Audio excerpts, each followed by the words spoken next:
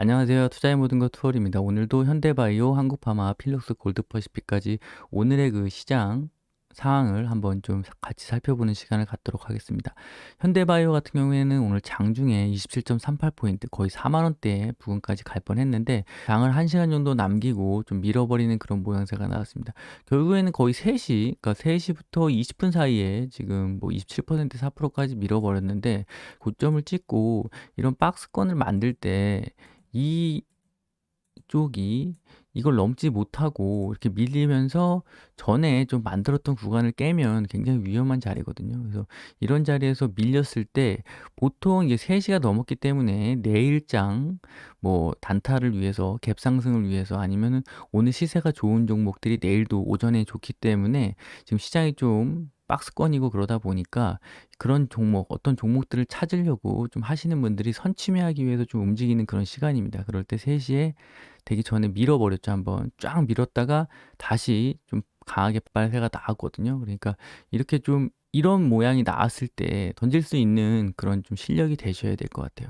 여기서 만약에 상한가 가서 다쳐버려서 내일 더 날아가는 거는 어쩔 수 없지만 만약에 이렇게 흔든 이 휩소라 그러거든요. 이런 부분을. 그러니까 세력들이 주가를 더 올리기 위해서 개미를 좀 털어내는, 가볍게 하는 그런 휩소 구간을 일반적인 사람들은 잘 예측할 수가 없습니다. 그래서 저도 마찬가지고요. 그래서 우리 같이 그냥 개인들은 이런 상황이 나왔을 때 이걸 휩소로 인식을 하고 이 세력들이 물량 터는 수법이네라고 하기에는 확률적으로 많지가 않습니다. 결국 이렇게 된 다음에 털린 다음에 이렇게 될 확률이 10번 중에 8번 정도고요. 그다음에 여기서 개미를 털고 다시 상한가를 만들고 다음 날부터 날아가는 그런 경우가 한두 번. 그렇기 때문에 이런 확률이 나왔을 때 본인이 뭐지?' 하는 게 아니라 그냥 빨리 정리를 하고 다시 만약에 놓쳤을 때는 뒤에 따라가서 좀 늦게 잡더라도 그런 습관을 들이셔야 됩니다. 그래서 보통 돌파 매매를 하시거나 아니면 뭐 눌림목 매매를 하실 때도 이렇게 가다가 이렇게 한번 깼다가 이렇게 올라가는 이 휩소 구간이 있어요. 이 휩소 구간을 찾아서 연구를 하시는 분들은 돈을 많이 못 법니다. 왜냐면 이 깨진 다음에 다시 저항 맞고 밀리는 경우가 훨씬 많거든요, 주식하시다 보면. 그래서 이런 휩소 자리를 찾고 고점에서도 뭐 이렇게 가다가 요렇게 돌파하다가 이렇게 밀리는 경우. 근데 이 자리 때문에 이렇게 살짝 돌파했다가 밀리는 이런 부분 때문에 돌파 매매를 못 하시는 분들도 있어요.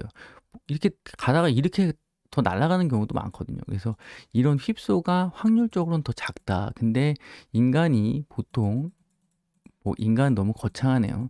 투자자들이 보통 거래를 하실 때 이런 페이크, 일명 페이크죠. 주식시장에서 휩소라고 하는데 이 휩소라는 부분을 어느 정도 자신이 핸들링할 수가 없는 거를 인정을 하고 그 부분을 받아들여야 됩니다. 그래서 21선을 깼네. 그냥 받아들여야 돼요. 오늘 깨고 살짝 눌림 주고 내일 다시 개미들 털어내고 날아간다. 그러니까 자기는 다른 사람들과 좀 다른 생각을 하고 있고 나는 좀 다른 사람이다. 이런 생각을 좀 하시는 분들 같은 경우가 나는 남보다 좀 투자를 잘하고 똑똑하다 이렇게 생각하시는 분들이 그런 거에 더 많이 당하시거든요. 그래서 이런 어떤 전형적인 패턴은 그냥 인정을 하고 만약에 내가 패턴 공부를 하는데 그게 아닌 게 나오면은 예외 상황이 나오면 그 예외 상황을 특이하다고 생각해야지 저거 안 맞네 이렇게 접근을 하시면 나중에 거래를 하실 때 항상 새롭습니다. 항상 모든 차트가 새로울 수밖에 없어요.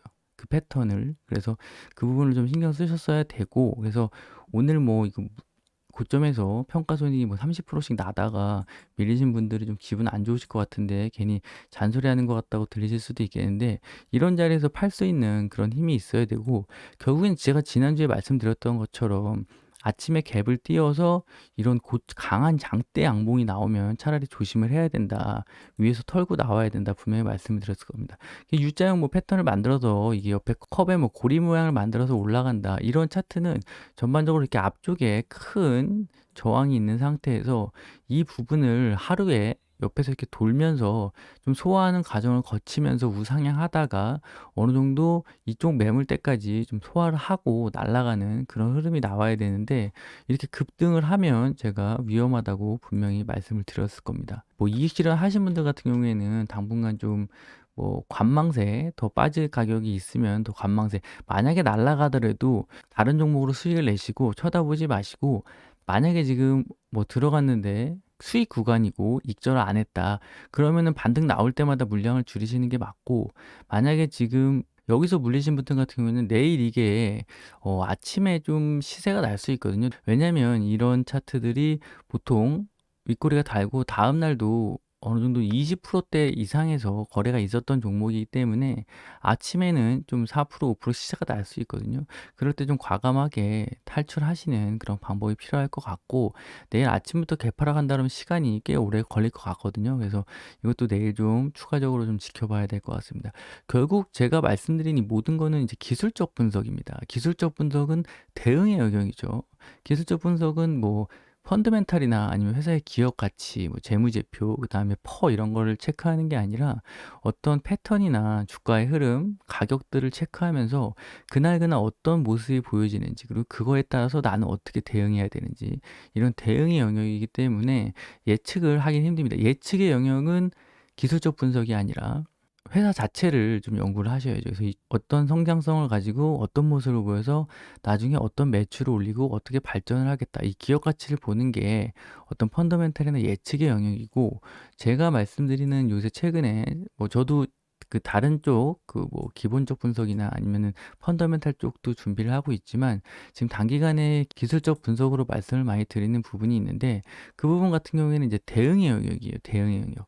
주가가 윗꼬리가 달리고 21선을 깨고 내려갔을 때는 어떻게 하고 어떻게 하고, 어떻게 했을 때 시세가 나면 어떻게 하고, 오늘 좀 고점이 나오면 이익 실현하고, 이런 어떤 기술적 분석이랑 예측의 영역이랑은 좀 다른 부분이기 때문에 그 부분을 좀 헷갈리지 않으셨으면 좋겠고, 결국에는 이 오늘 고점이 나오면 시세가 좀 나오면 매도를 하자, 오늘 21선이 깨지면 물량을 줄이자, 이게 다 예측의 영역이 아니라 기술적 분석 대응의 영역이거든요. 그래서 현대바이오 같은 경우는 오늘 충분히 지난주에 말씀드린 것처럼 장대 음봉 고점이 나오면 물량을 줄이거나 정리를 하자, 이렇게 말씀을 드린 부분이 있고, 추가적으로 내일 상황이나 내일 어떤 봉이 나오는지도 굉장히 중요할 것 같아요. 그래서 내일 추가적인 상황이 나오면 영상으로 같이 분석해보는 시간을 가져보도록 하겠습니다.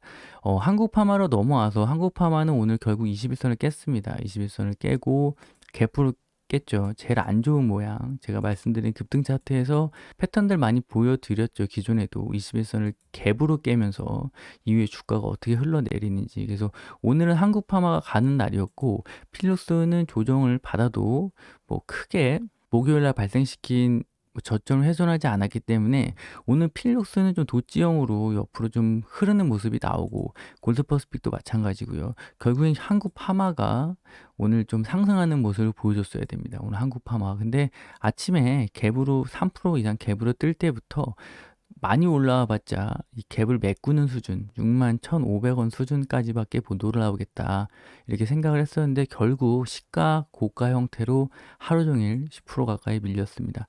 결국 이런 차트 같은 경우에는 지금 이 부분이죠. 이 주요한 이 부분을 완전히 갭으로 깨면서 밀렸기 때문에, 그리고 그 전에 이게 한 방에 다 밀린 게 아니라 반등 구간이 나왔어요. 회사에 좋은 소식이 좀 나오면서, 지분 투자 관련 소식이 나오면서 거의 상한가 가까이, 그리고 이날도 10% 가까이 이렇게 한 번 정도 되돌림이 나왔고, 이 되돌림의 크기가 7만 원에서 7만 5천 원 라인을 넘지 못하고 다시 매물대 벽에 맞고 밀려서 21선을 깼기 때문에 이 부분은 좀 주의를 하셔야 될 것 같습니다. 결국 내일 쌍바닥 형태를 만들면서 옆으로 좀 질질질 흘러내리다가 결국 좀 이탈할 것 같고요. 5만 원대, 제가 어제 지난주에 말씀드렸죠. 5만 5천 원대를 다시 볼 확률이 높다. 근데 벌써 하루 만에 5만 5천 원을 볼 줄은 몰랐는데, 결국 이게 추가적으로 다시 돌리려면 뭐 다른 뉴스가 나와야겠지만, 가격적인 조정이 좀 빠르게 나와서 5만 원에서 5만 5천 원 부근에서 빠르게 좀 가격 조정을 보이고 기간 조정을 거쳐가지고 돌아 나가는 그런 흐름이 나올 가능성이 높아 보입니다. 결국 한 차례 이제 상승 파동이 끝났다. 21선이 깨지면서 이 한 번에 파동이 끝났고, 아예 계속 내린 것보다는 이렇게 중간에 한번 큰 텀이 나왔기 때문에 더 추가적으로 밀릴 가능성이 있겠다. 박셀바이오랑 비교를 해보시면은 이런 부분이죠. 여기서 한 차례 시세가 나오고 21선에서 지금 반등이 나왔어요. 그리고 3일 정도 뭐 상승 여기도 지금 보시면 상한가 칠 뻔하고 그 다음날 거의 10% 상승을 하고 다음날 밀립니다. 그리고 밀리죠. 그리고 버티는 척 하다가 21선을 갭으로 깨버립니다. 이렇게 갭으로 한번 깨버리면 이 말씀드린 대로 이 상방이 끝났다. 이렇게 제가 말씀을 드렸는데 이 다음에 주가 흐름은 누구도 알 수 없어요. 다음날 점상에 갈 수도 있습니다. 근데 그거는 뭐 확률적으로 좀 낮은 부분이고 결국 21선을 깨면 이렇게 61선까지 질질질 흘러내릴 수도 있고요.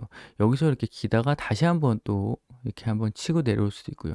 그 부분에 대해서는 정확히 알지는 못하지만 결국 확률적으로는 하방 쪽으로 좀 기간 조정이, 시간 조정이, 가격 조정이 필요하다 이렇게 말씀드릴 수가 있겠습니다. 그래서 한국파마 같은 경우에는 좀 갖고 계신 분들 같은 경우는 결국에는 손절을 안 하신다는 가정을 하면은 좀 더 아래쪽을 갔다가 돌아 나오는 그런 모습이 좀 나와야 될 것 같습니다. 한국파마 이 수급적으로 좀 특이한 게 오늘 개인 외국인 기관 다 샀거든요. 금융투자도 사고 장 10% 빠지는데 근데 결국 던진 거는 이 기타 법인이랑 내 외국인은 뭐 물량이 얼마 안 되고 결국 기타 법인이 물량을 다 던지면서 지금 좀 빠지는 그런 모습이 나타났습니다.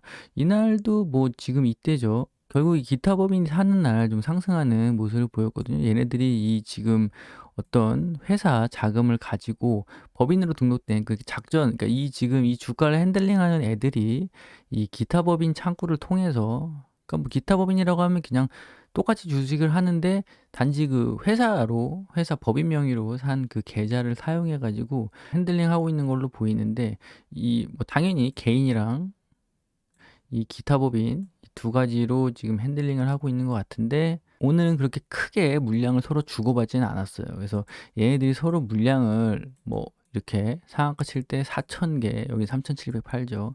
여긴 7,000개, 여긴 6,432개. 아, 뭐 당연히 뭐 천주 이 단위 수는 있지만 그냥 말씀드리기 편하게 말씀드리는 거고 7,000개, 6,432개 뭐 이런 식으로 얘네들이 이렇게 서로 물량을 주고 받으면서 좀 크게 시세가 났을 때는 이때죠. 이 아래서 이 상한가를 다 끌어올리면서 이런 봉이 터졌을 때 뭐 이렇게 물량을 서로 넘기면서 좀 뭐 금감원의 그런 것도 피하고 자기네끼리 뭐 작전을 하기 위해서 뭐 그런 게 있었겠지만 오늘 좀 이렇게 주고받은 걸 보면은 10%나 빠졌고 거래량도 뭐 90만 주나 나왔는데 토탈로 보면은 서로 주고받은 게 그렇게 많지 않다. 그래서 결국 좀 물량을 자기네들끼리 좀 주고받으면서 끌어내린 그런 분위기가 있습니다.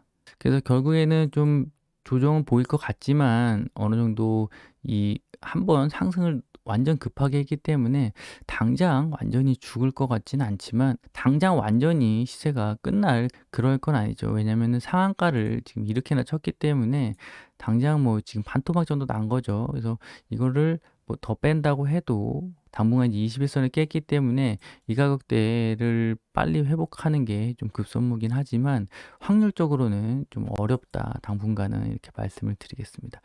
결국 이 봉이 좀 중요한 봉인데 이 봉을 어떻게 좀 지켜내고 얘네가 어떻게 핸들링을 하는지가 중요할 것 같아요. 이 상한가 만든 게 이게 53,900원이거든요. 그래서 그 55,000원 아래서 제가 이때 좀 공격적으로 해야 된다 했는데 내일 이 부분에서 얘네들이 어떤 모습을 보이면서 이 주가를 핸들링 하는지가 굉장히 좀 중요할 것으로 보입니다. 그래서 필룩스랑 골드퍼시픽도 결국 그에 따라서 같이 영향을 받을 것 같고 필룩스가 좀 21선을 깨긴 했지만 오늘 한국파마가 빠진 거에 비하면 그렇게 많이 빠진 모습은 아니거든요. 그래서 내일 이 필룩스 한국파마 골드퍼시픽은 말씀드렸다시피 거의 이제 이 필룩스나 한국파마 가지 못하면은 이 가격 뭐 1,300원, 1,400원 이때 라인에서 계속 머물 것 같고 필러스는 한국파마가 반등하는 그런 흐름을 기대해 볼 수밖에 없는 그런 흐름입니다. 그래서 오늘 현대바이오, 한국파마, 필룩스, 골드퍼시픽 네 종목 살펴봤고요. 앞으로도 계속 이 종목들은 좀 추적해 볼 테니까요. 영상이 도움이 되셨으면 구독과 좋아요 부탁드리고 다음 영상에서 찾아뵙겠습니다. 오늘도 시청해 주셔서 감사합니다.